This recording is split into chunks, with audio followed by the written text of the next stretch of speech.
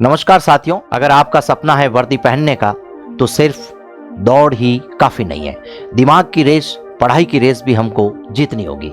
साथियों, Rajasthan sub inspector भर्ती परीक्षा में हिंदी वो विषय है जो आपको ना सिर्फ सिलेक्शन के नजदीक ले जाता है साथियों, वरना यह कहूंगा कि पूरे इस भर्ती परीक्षा के पेपर में सबसे आसान, स्कोरिंग और भरोसेमंद अगर पेपर है तो उसका नाम है हिंदी।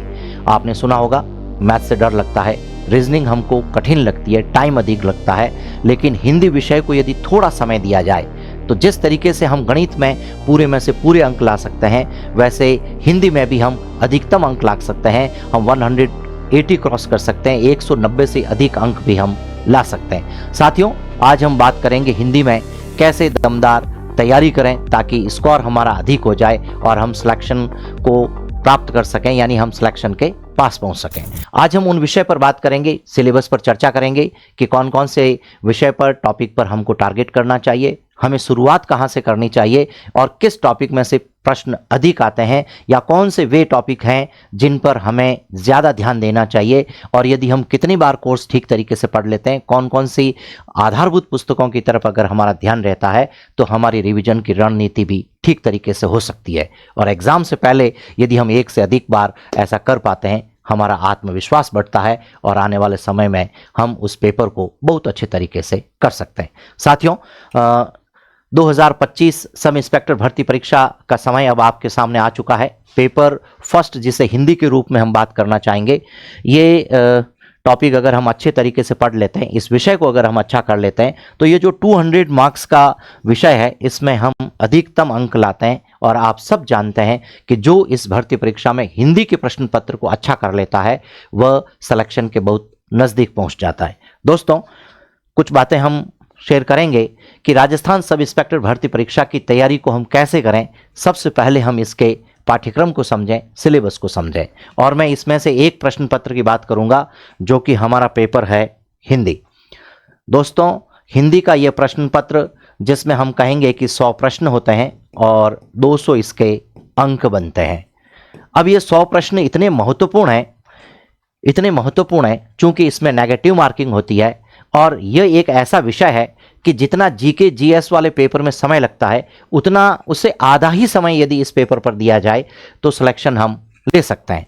दोस्तों, सिलेबस में जहां एक सामान्य हिंदी शब्द का ही प्रयोग किया जाता है, लेकिन मैं इतना कहूँगा कि हिंदी व्याकरण का पूरा पाठ्यक्रम जो किसी तरीके से व्याकरण का होना चाहिए, जैसा आप सोचते हैं कि हर एक व्याकरण का बिंदु इस पाठ्यक्रम में आपको संपूर्ण रूप से देखने को मिलेगा।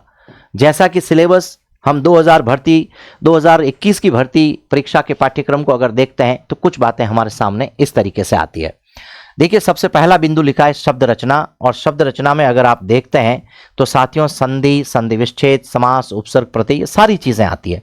इसके साथ में शब्द के प्रकार जो तत्सम, तद्भव, विकारी, अविकारी, ये सब कुछ इसमें सम्मिलित है। इसके साथ में ही शब्द ज्ञान की बात करें तो पर्यायवाची, विलोम शब्द, शब्द युग्म, अर्थभेद, वाक्यांश के लिए एक सार्थक शब्द, समश्रुत, भिन्नार्थक, समानार्थी शब्द और संबंधवाची शब्दावली, ये 3 बिंदु सीधे सीधे शब्दों को लेकर गए। शब्द की रचना से लेकर शब्दों के अर्थ तक की बात करें तो अधिकतम प्रश्न इन 3 ही बिंदुओं से बनते हैं, यानी कि 60% से अधिक हिस्सा साथियों कहें तो इन 3 महत्वपूर्ण बिंदुओं में से देखने को मिलता है। दोस्तों, आगे देखें, 4 नंबर पर लिखा है शब्द शुद्धि। इसे हम वर्तनी की दृष्टि से देखते हैं। 5 नंबर की बात करें तो व्याकरणिक कोटियां, यानी कि जो विकारी और अविकारी शब्द होते हैं उनके साथ में कौन कौन सी बातें लागू हो सकती है, चाहे वे कारक हो, लिंग, वचन, पुरुष, काल, वाच्य और पक्ष। आपने देखा होगा सामान्यतः पक्ष और वृत्ति जैसे बिंदु अन्य भर्ती परीक्षाओं में हिंदी में देखने को नहीं मिलते हैं, पर इसको भी सब इंस्पेक्टर के लिए शामिल किया गया है। आप समझ सकते हैं कि हिंदी की वैल्यू इस भर्ती परीक्षा में कितनी अधिक रहती है। दोस्तों, वाक्य रचना, वाक्य शुद्धि, विराम चिन्हों का प्रयोग, लोकोक्ति, मुहावरे और पारिभाषिक शब्दावली, लगभग पूरा पाठ्यक्रम हिंदी व्याकरण का अगर कहीं पर हम देखें तो वो यहाँ देखने को मिलता है। अब कुछ साथियों को एक बात यह भी रहती है कि सर यहाँ पर वर्णमाला से शुरुआत नहीं की गई है। मैं आपको यह कहना चाहता हूं कि अभी हम बात करेंगे कि जब हम तैयारी करें तो कहां से शुरू करें। यदि यहां पर वर्णमाला का उल्लेख नहीं है, शब्दकोश का उल्लेख नहीं है, यदि किसी बिंदु का सीधा उल्लेख नहीं है, तो प्रश्न वहां से भी आ सकता है। और दूसरी बड़ी बात, यदि नींव ही कमजोर हो तो साथियों बिल्डिंग कमजोर ही रहेगी। इस आधार पर मैं यह कहूं कि यदि एक साथी वर्ण की जानकारी नहीं रखता है तो वह शब्द की जानकारी नहीं रख पाएगा, और यदि शब्द की जानकारी नहीं है तो वह भाषा की जो पूर्ण इकाई है वाक्य, वहां तक वह नहीं पहुंच पाएगा।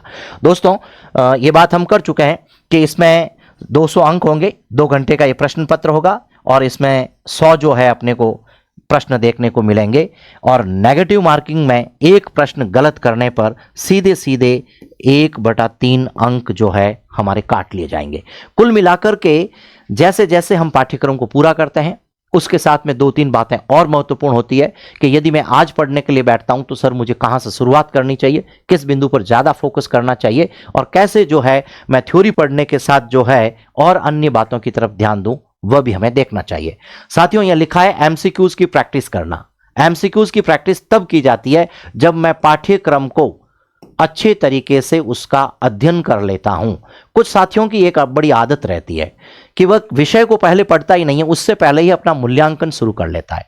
आप ये बताइए, जिस कहानी को मैंने सुना नहीं हो, उस कहानी के पात्र और उसमें घटित घटनाओं की जानकारी कैसे कोई व्यक्ति दे सकता है? तो कुल मिलाकर के जब हम अच्छे तरीके से एक बार पाठ्यक्रम को ठीक तरीके से पढ़ लेते हैं, रिवीजन की तरफ बढ़ने लगते हैं, तब हम एमसीक्यूज से शुरुआत करते हैं। और एमसीक्यूज का सबसे अच्छा तरीका होता है पीवाईक्यू, जो पूर्व भर्ती परीक्षाएं होती है, पहले जो परीक्षाएं हो चुकी है उन परीक्षाओं में आए हुए प्रश्नों को हल करना। और इसके लिए आरपीएससी की साइट पर ही साथियों सब इंस्पेक्टर भर्ती परीक्षा के जितने ही प्रश्न दिए गए हैं उन सबको हम बेहतर तरीके से हल करें, उसकी मानसिकता को समझें। और अगर आप 1 से 100 के प्रश्नों को देखेंगे तो आपको पता चलेगा कि किस पार्ट में से, किस हिस्से में से कितने प्रश्न आ रहे हैं। इस तरीके की अन्य कक्षाएं भी इस प्लेटफॉर्म पर आपके लिए लेकर के आऊंगा, और आपको यह भी बताने का प्रयास करूंगा कि संधि के कितने प्रश्न आ रहे हैं, उपसर्ग के कितने प्रश्न आ रहे हैं, समास के कितने प्रश्न आ रहे हैं, पारिभाषिक शब्दावली के कितने प्रश्न आ रहे हैं। और यदि आप सभी प्रश्नों को तुलनात्मक रूप से देखोगे, सभी प्रश्न पत्र जो पुराने हैं, तो वहां पर लगभग जो है उन प्रश्नों की संख्या ठीक तरीके से समान रूप से देखने को मिलती है।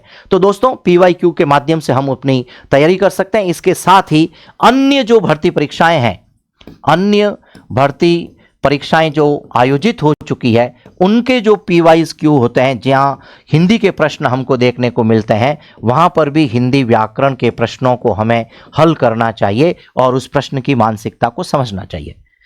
साथियों सिलेबस कंप्लीट करके यदि एक बंधु समय पर पीवाईक्यूज के माध्यम से अपनी तैयारी का मूल्यांकन करता है, तो आपको बता देता हूं उसकी ये रिवीजन की रणनीति तो काम करती ही है, साथ में उसका कॉन्फिडेंस बहुत हाई लेवल पर होता है। और जिस व्यक्ति का कॉन्फिडेंस अच्छा होता है साथियों, वह अपने प्रश्न पत्र को बहुत अच्छे तरीके से अटेंड करके आता है। ये आप और भी लोगों के साथ में देख सकते हैं।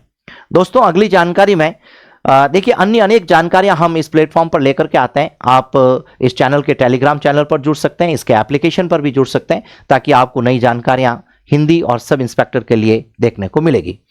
दोस्तों सब इंस्पेक्टर भर्ती परीक्षा 2025 के लिए एक कोर्स डिजाइन किया गया संपत जी के साथ में, जिसमें हम लोग जीके जीएस के पेपर पे के साथ भी हम अच्छी तरीके से आपके साथ जुड़ेंगे। साथ में हिंदी में जो है आपको एक मार्गदर्शक के रूप में जो है मैं वहां पर आपके साथ में जुड़ूंगा।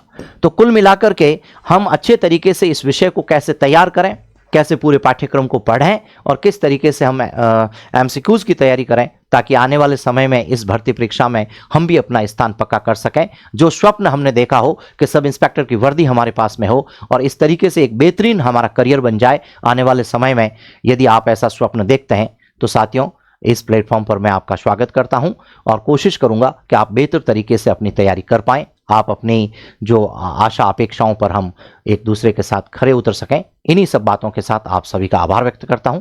धन्यवाद, नमस्कार।